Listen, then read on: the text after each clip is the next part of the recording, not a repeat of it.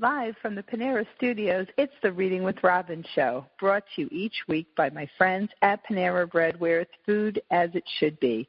100% is 100% clean. That means no artificial preservatives, sweeteners, flavors, and no colors from artificial sources. It's summertime, and the eating is easy. Stop by for a refreshing watermelon feta salad made with fresh watermelon, arugula, and mint, drizzled with champagne Dijon vinegar and extra virgin olive oil, and topped with feta, ancient grain blend, toasted almonds, and salt and pepper. As always, available in whole or half, or maybe you're in the mood for a refreshing sandwich. Try a roasted turkey and avocado BLT, roasted turkey raised without antibiotics, applewood smoked bacon, lettuce, fine ripened tomatoes, and avocado with pure mayo on sourdough. You could order online, and when you arrive at your local Panera, your food will be packed and ready for pickup. Nice and easy and delicious. All at your neighborhood Panera. And now, enjoy the show.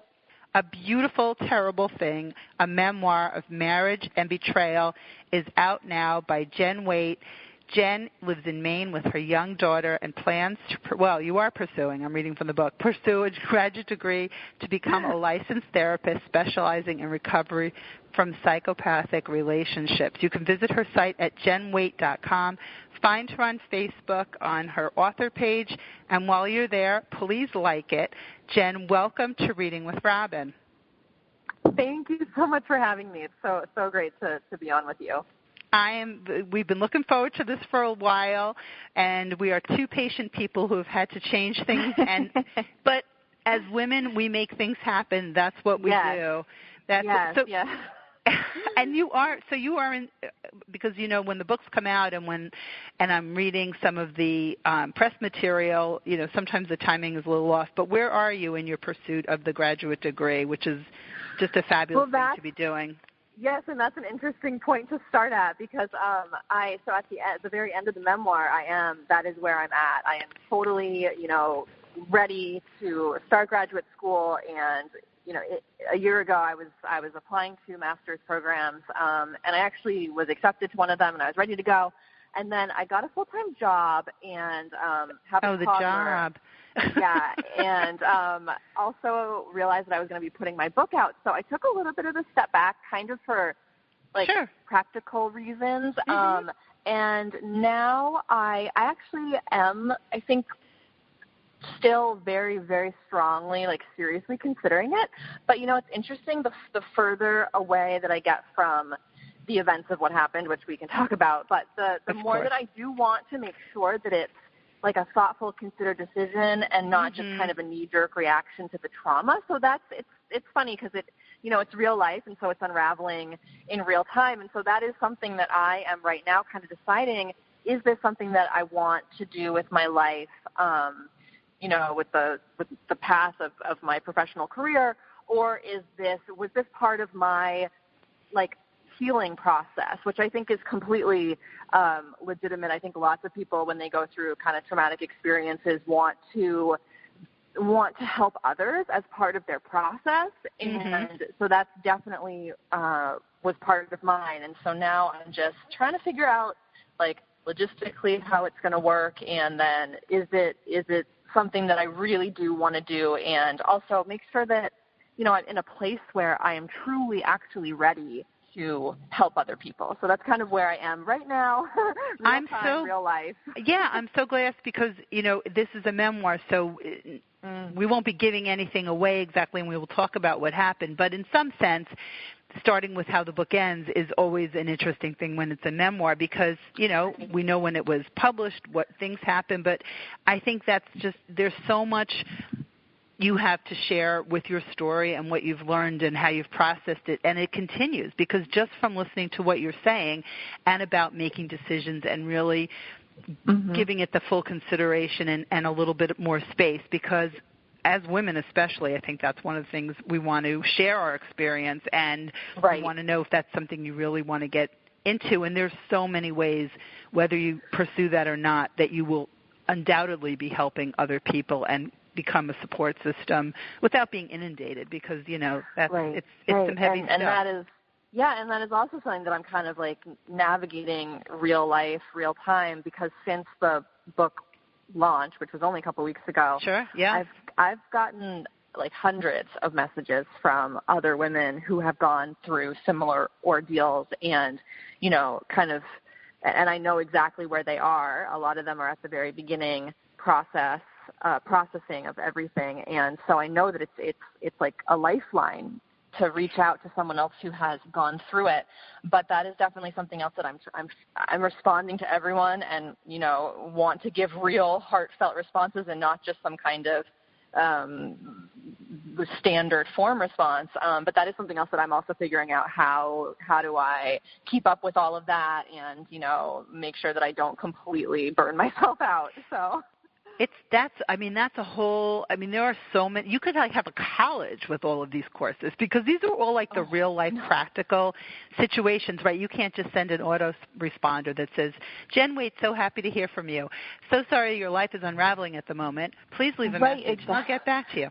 Exactly, because I know exactly what it's like to be where they are, and it's awful and it's painful and difficult. And if I had this book myself when I was there, it would have helped so much, and I would have been absolutely I would have wanted to talk to that person who was on the other side of it. I think that would have given me some hope. So, yeah, it's the whole experience. I mean, sharing it has been a whole other, I guess, animal than even writing it or going through the experience. So it's definitely an interesting journey. My heart is sort of racing listening to this, because you write so beautifully. And so, well, that's one thing, because this is Reading with Robin, and I love to talk about the books, the process, not so much the process of it at this point. Right. But the listeners don't always know that process so much. So it's very fascinating, because it's not like you started out to be a writer, you know, and now right. Here you are with this gorgeous, and it's also it puts me always in an interesting position when I'm speaking to somebody who's written a memoir where there is, you know, there's such a journey. There's always a journey if you're going to write a memoir, but you know, and right. we'll talk about, people are probably like, what is this book? What is this beautiful, terrible thing that happened to Jen? Wait, right, we haven't even got, well, anyone that's listened to Reading with Robin long enough knows that at some point, just hang out. Right. We're going to get there. We'll get there. But to say that, you know, you've read this book, which I have, and that it's gorgeous and heartfelt and just such a harrowing journey, but it's your journey. So it can't be like, hey, Jen, loved your book. Sorry, you know what I mean? It's with a memoir. And I'm actually in my office right now taping, and I happen to have several memoirs down here. It must have been from another show. And Julie Metz's Perfection is down here, which was one of my favorite. I don't know if you ever read that one, but I remember talking to Julie many years ago, and if you read Perfection, you'll know, and it's always that sort of pull and push and pull of what to talk about in a memoir. But if you go to jenwaite.com, you will see it starts off with, my husband had an affair right after I gave birth to our daughter, and it was the best thing that ever happened to me. Actually, that's not the first thing that's on your site, but I saw that somewhere. So there you go. And you talk about starting the blog. Yeah, that's not a spoiler, because no, it's not a spoiler. It's out there. It's out there in the world. It is out there, and that you said just before about that you've heard from hundreds of women. Yeah. Talk about this story. What do you want the readers to know? And there's just so much here, and I know we only have so much time, so you go for it. The memoir. First of all, I wrote it. I had been kind of in my head thinking that it had taken me 4 or 5 months to write, and that was already quick, but that was what I had been saying in interviews. And then my sister just forwarded me an email. I actually had my first full draft in a month and a half. And so that in itself is really kind of mind-boggling. And I'm just saying that to kind of like emphasize that when I sat down to write this, it literally just like poured out of me, and I could not. I felt like the whole book was already there, and I just needed to get it out as fast as possible. You were really thinking about that. That's amazing, really. Yeah, and I also wrote quite close to the events. really just a few months. I started writing a few months out after I kind of made the first discovery of the email. So basically, when my daughter was 3 weeks old, I found an email, sat down to my computer for the first time, and saw an email with the subject line appointments, and opened it up, and it was an email from my husband to an apartment broker saying, my girlfriend and I have decided to go with another apartment, but thank you for your time next week. So that's kind of was the start of, in real life, the whole unraveling, and then also the start of the memoir, and that's just how it kind of naturally, organically started. And I started writing really close to that, like maybe 3 months from when I had found the email. And so everything really did kind of pour out very organically, and it was just this kind of brutal truth and accounting of what had happened. And I think,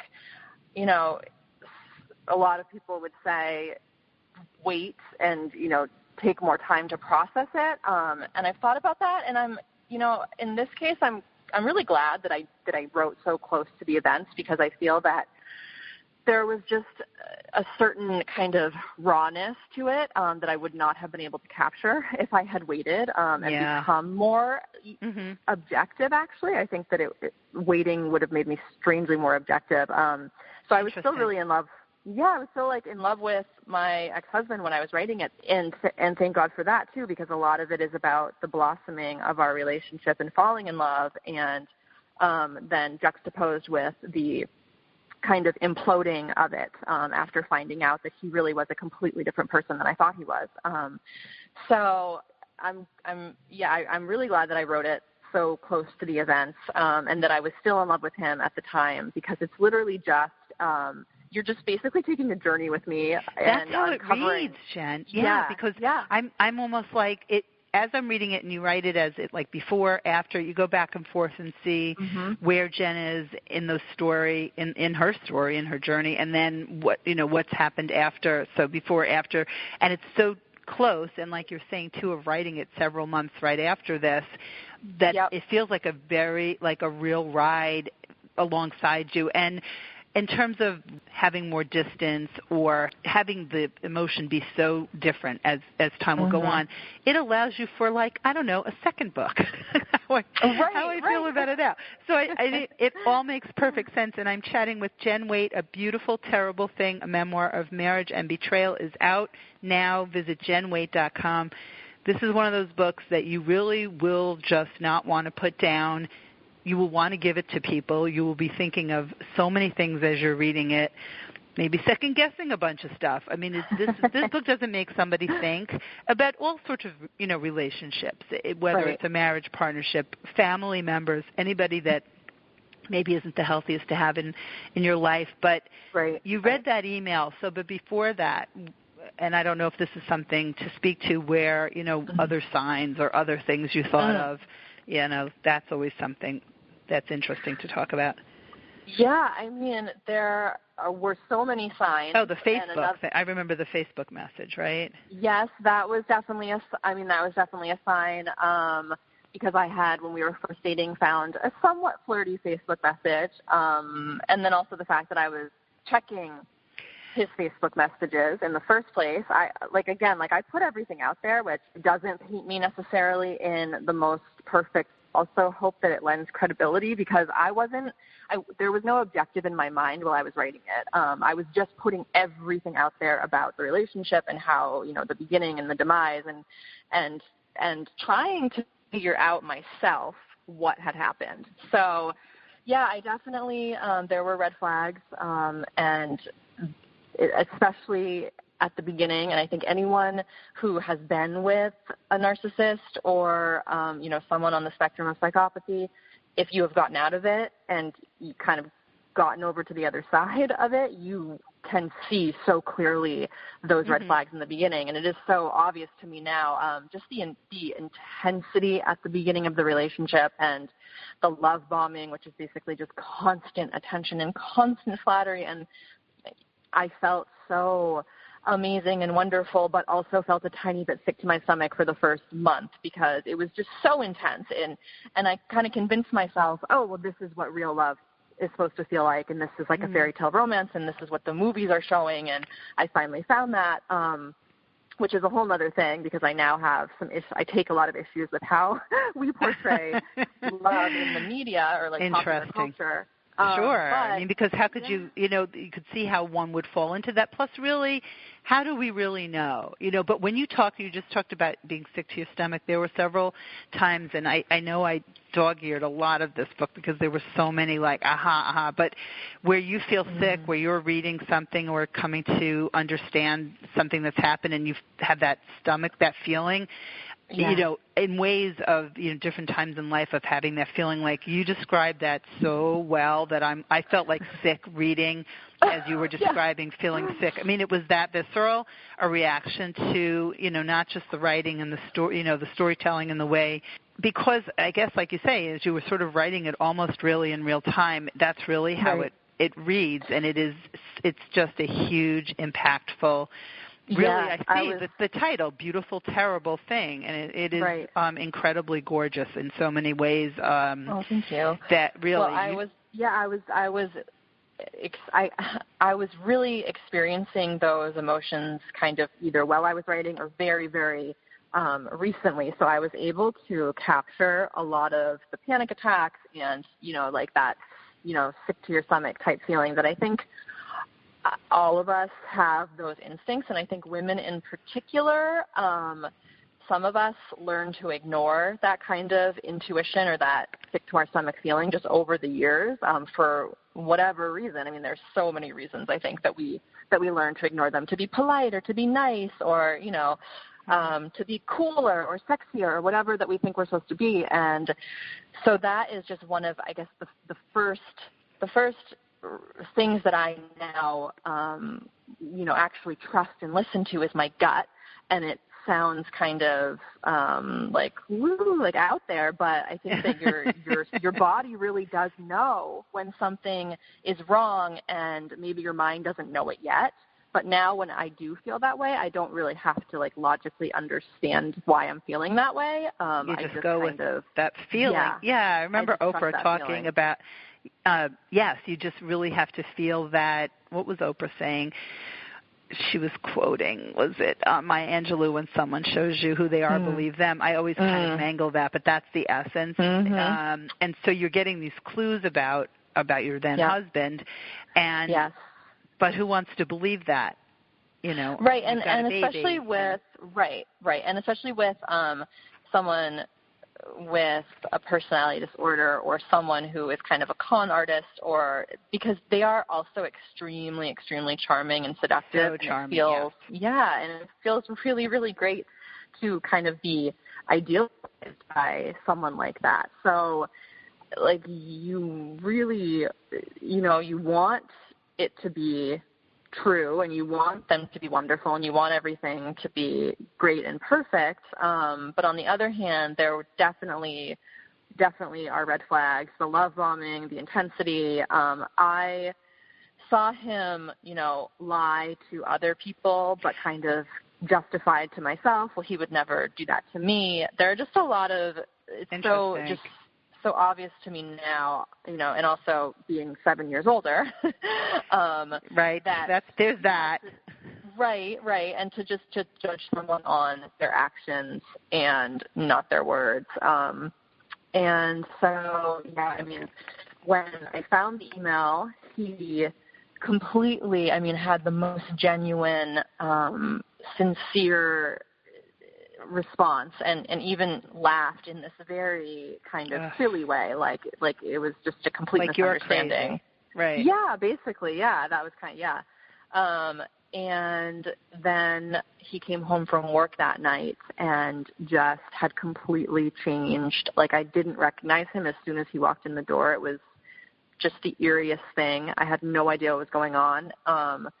His eyes were completely dead, and his body language was different, and his voice was different. It was so just really, really creepy. And so from there, you think that that the affair is the worst thing that can happen, but when you're actually dealing with a narcissist or a psychopath, that's actually just the tip of the iceberg. I mean, the infidelity, yes, it's absolutely devastating and a betrayal, but it's really the lying and the gaslighting and the kind of the crazy making that goes on after you find out something and their mask kind of starts to drop.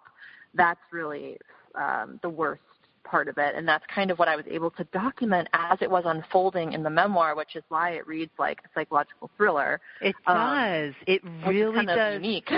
So so when he comes home there and it's you're seeing a different person, that's where he tells you he's not himself and something's wrong, right? So but that's what it is. The person realizes something's unraveling. It's sort of up here, and then they just sort of stay within that that character that they're playing, and like you say, the gaslighting and the and the crazy making. My skin was like tingling listening, reading this, or I guess I could hear you reading it in my head because that's really how alive the story is. And I'm like all caught up here. I'm speaking to Jen Waite, and we were talking about A Beautiful, Terrible Thing, her brand new memoir, A Memoir of Marriage and Betrayal, and find her on jenwaite.com, Facebook, on Twitter. So that's what's going on. And that's also, is that where he also tells you to text the person in the email? And you do. And so she's in on it. So she's also making you like. Right, and that's something that I haven't ever fully really understood, except that all I can think is that, she was trying to be the cool kind of, girlfriend who's, I don't know. I don't quite understand that part of it. She went along with it and said, there's nothing going on. Your husband is telling the truth. And then, on the other side of it, he's saying you're hormonal. You've just had a baby. You're sleep deprived. You haven't slept for more than like 2 hours in the past 3 weeks or at one time. And so, a lot of it is like talking about it from where I am now. It just seems so obvious exactly what was going on right from the beginning. But when you're in it, of course, situation and you just had a baby and you are completely in love with your husband, even if there is a little something in your stomach telling you that something's wrong, I mean, good for you if you are the person who just like absolutely gets up and leaves right away and is like, I'm not going to stand for this.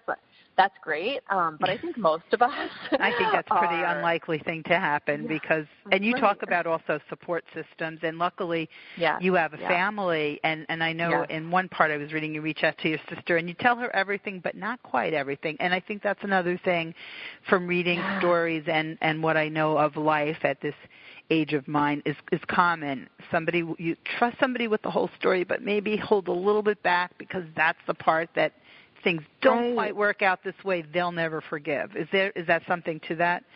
Some truth to that? You know what? I don't even think it was that. I think it was that if I said that part out loud, I would have to really realize that, right. But that part, and you're with your sister. Right. It's your sister. I know I have sisters, and I know how we talk to each other, but I can imagine that could happen, so you want them to know the whole thing to be able to advise you and have that support, but then it's really admitting that last piece, maybe that's it. Right, and I think I couldn't admit it to her and I couldn't admit it to myself quite yet because it would be facing, this my whole reality would just be completely shattering in front of me. And, I think a lot of people are in those situations, whether it be like with romantic relationships or, family relationships or jobs or whatever. It's like if you really face something head on, you are risking the fact that everything can just completely crumble and shatter, which is absolutely terrifying. And so I was not ready to do that until I really felt that I was completely forced, because I did have this newborn baby and my husband was refusing to tell me the truth. And so I felt like I was really forced to face that shattering reality, which ended up being the best thing ever. But it was so hard. I mean, it was so hard physically and mentally to kind of make those changes, internally, because you're basically saying your whole, at least for me, my past 5 years was a complete lie. And so to actually face up to that was brutal, absolutely. But brutal. better than being 10 years of a complete lie. Exactly, exactly. And so many women have come forward to me now and said, I was with someone for 20 years, or I was with someone for 15 years, and it's like, oh my God, and they're going through the same thing right now. So it's kind of like you want to bring the bottom up as much as possible, and thus the title, A Beautiful, Terrible Thing. And you say, I was reading somewhere something about allowing you to become this person, before your daughter ever knew anyone else. And you're, as a mother, and what you'd want your daughter to know and who to be, and look who's raising her. So that's awesome. That's the beautiful thing. I'm so glad that you get that, because I think that for me that's exactly what it is. It's not this beautiful love or, beautiful romance. That's not the beautiful part. The beautiful part is kind of what happened after I guess, reclaimed myself and my life and kind of rebuilt my reality. So that's amazing. Glad that you beautiful. That. Yay! I get an A in talking to Jen Waite. I know, like high school's never over. She's the author of A Beautiful, Terrible Thing, and I am plotting in my mind of events to do in Rhode Island. There are so many people that I will be sharing this book and have been sharing this book with, and I know you're hearing from so many people, and I'm sure you just take the time you need and that you'll get to people as you can.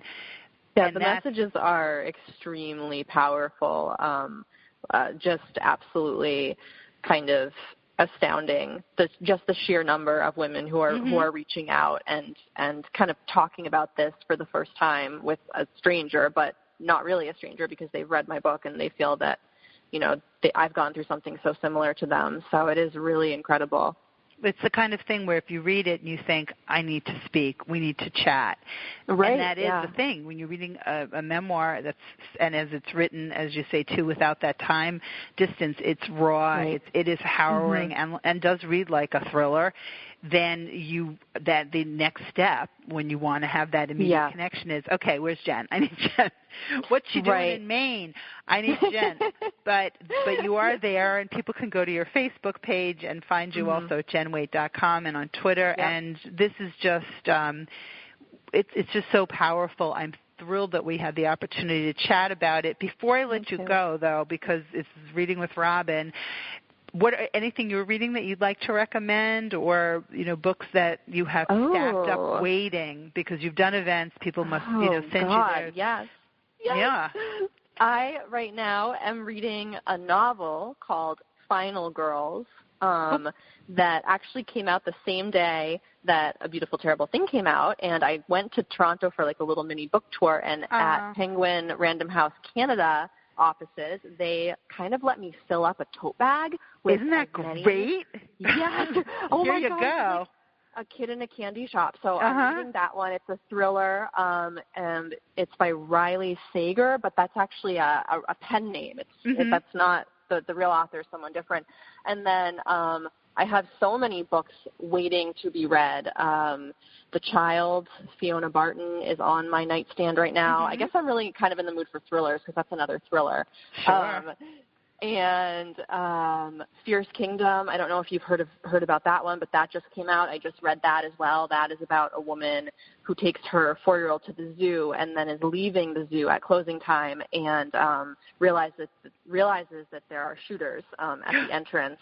Yeah, and so she has to survive the next 3 or 4 hours. It's only over the span of 3 hours. Wow. But it's really kind of intense, and so... Wow, those are some good ones. I'm glad I asked, and as we were chatting earlier, some beautiful blurbs on this book from favorite authors of mine, Lee Stein, Caroline Levitt, Gillian Lauren. I mean, the response to this book really has been so well-deserved, and I'm always so happy to see the people that I love out there supporting other books that are so meaningful, and so just congratulations on tons of levels, and thanks for those recommendations. I'll email you for them later so I can include them in the podcast, because people always want to know what the authors are reading, because that's always the best stuff. So yeah, and I have so many more, so I'll email you as well. Thank you. The other ones. I know that's one of those questions that's like, wait, we could do a whole show on that one. I know, which we love to do. So visit Jen at jenwaite.com for more information on A Beautiful Terrible Thing, and also find her on Facebook, Twitter, everywhere. And thank you so much, Jen. This was a real pleasure. Oh, thank you. No, the pleasure was mine. It was so great talking to you.